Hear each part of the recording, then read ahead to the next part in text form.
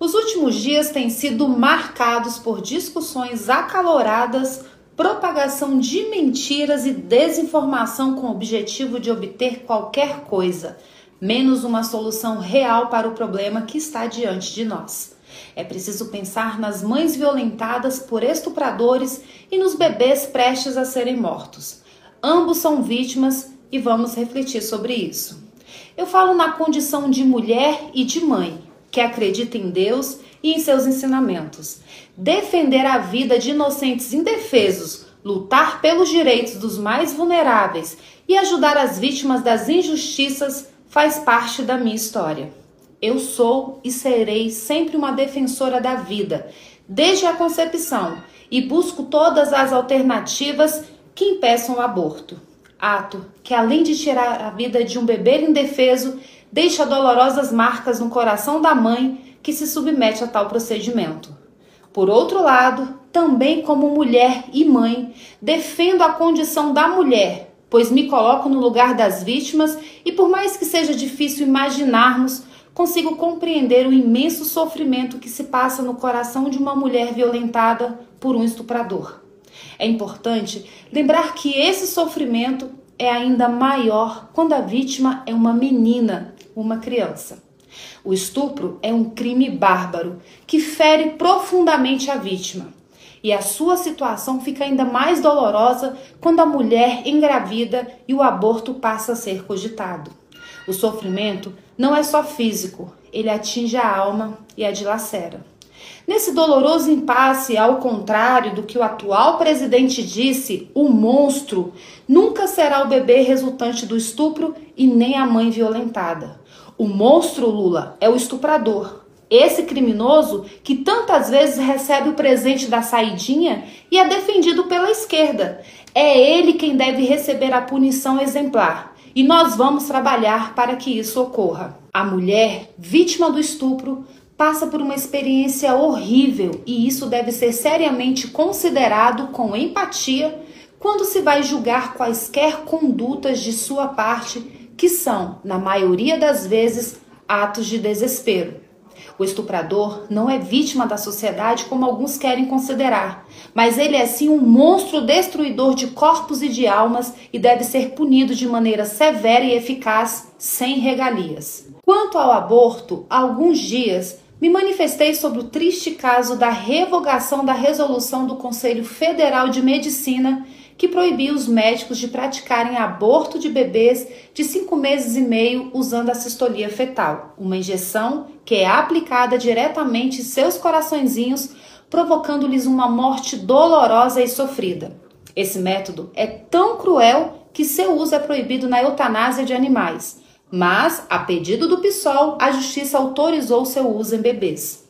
Os médicos fazem um juramento de sempre zelar pela vida das pessoas. E o CFM, que representa a ciência e é garantidor da ética dos médicos, determinou que esses profissionais não poderiam fazer a cistolia fetal em bebês com mais de 5 meses e meio, pois além de ser um método cruel, o procedimento para a retirada dessa criança já seria um pré-parto. Ou seja, mesmo com o bebê morto, a mãe precisará passar pelas dores, sofrimentos e complicações de um parto para retirá-lo.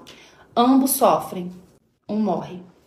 Independentemente das nossas vontades ou crenças individuais, a realidade é que hoje o Brasil possui uma legislação que trata dos casos em que o aborto não será punível. Toda legislação é passível de alterações pelo processo democrático e os legisladores devem elaborar leis que promovam o bem e defendam a pessoa humana, com um cuidado especial para com os vulneráveis e os nascituros indefesos. Na urgência de sanar o problema agravado pela polêmica decisão judicial, um projeto de lei foi aprovado na Câmara dos Deputados para tentar impedir a prática do aborto por assistolia fetal em bebês com mais de 5 meses e meio de gestação. E aqui eu aproveito para denunciar mais uma mentira. Em nenhum momento o projeto apresentado pune a conduta de meninas menores de 18 anos, até porque no Brasil as crianças e adolescentes não podem receber esse tipo de punição.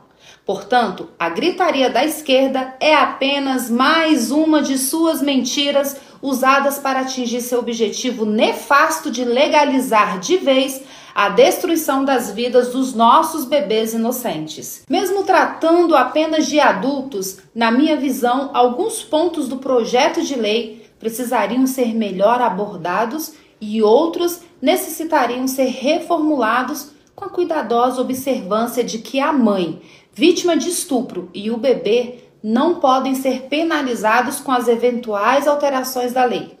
Os legisladores devem encontrar formas de impedir o aborto, punindo o aborteiro e sem penalizar a mulher que foi vítima de estupro e engravidou por causa dessa barbaridade. Diante disso, conversarei com o deputado Sóstenes e outros parlamentares para apresentar algumas sugestões e firmar alguns posicionamentos. Por exemplo, 1. Queremos punição severa para estupradores com aumento das penas mínima e máxima. O cumprimento integral da pena, sem progressão de regime e sem saidinhas, salvo se, depois de cumprir 2/3 da pena, o criminoso se submeterá à castração química. Com isso, acreditamos que o número de estupros será reduzido drasticamente. Consequentemente, não se pensará em matar bebês por esse motivo e todos ficarão mais seguros. 2. Não se punirá a mãe, seja ela criança ou adulta, que tenha sido vítima de estupro. Queremos prender o estuprador e, para ajudar na prisão do criminoso, o estupro deverá ser comprovado por meio de boletim de ocorrência ou outros procedimentos policiais que os parlamentares julgarem compatíveis. Lembrando que até 2005 era necessária a apresentação do boletim de ocorrência para a realização do procedimento, mas o governo abortista do PT revogou essa medida. O registro de BO dará início à investigação que aumentará as chances de prisão dos estupradores para que eles paguem por seus graves crimes. 3. Responderão pelo crime todas as pessoas, exceto a mãe vítima de estupro, que contribuírem ou realizarem o aborto de bebês com mais de 5 meses e meio às 22 semanas de gestação. Essa medida aumenta as chances de bloquear a execução do crime, salvando as vidas dos bebês.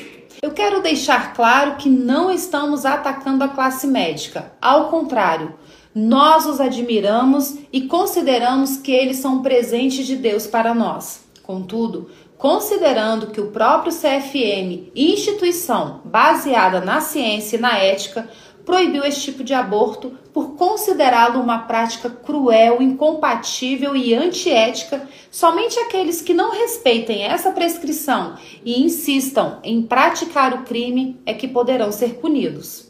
Nós estamos passando por um momento de grande dificuldade em nosso país em todos os aspectos, mas eu tenho certeza de que Deus está no controle de todas as coisas e Ele conduzirá os nossos passos para que não vacilemos. A vida é dom de Deus e para Ele os pequeninos e indefesos são os mais especiais. Nós devemos cuidar bem de todos eles. Sigamos em frente, fazendo a nossa parte, cumprindo a nossa missão com amor, fé e empatia. Que Deus te abençoe, que Ele abençoe os nossos pequeninos e suas mamães e que Deus abençoe o nosso amado Brasil.